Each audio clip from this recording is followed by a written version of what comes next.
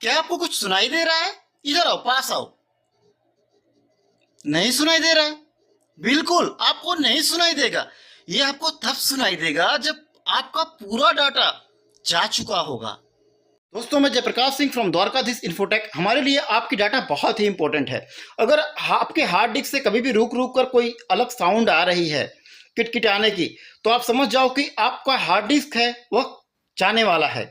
तो तुरंत बिना सोचे उस हार्ड डिस्क की डाटा का पूरा बैकअप दूसरे हार्ड डिस्क में ले लें, अन्यथा आपको बहुत सारी कठिनाइयों का सामना करना पड़ेगा और अपनी डाटा को प्राप्त करने के लिए मार्केट में 10,000 से लेकर 15,000 रुपये तक आपको पे करने होंगे।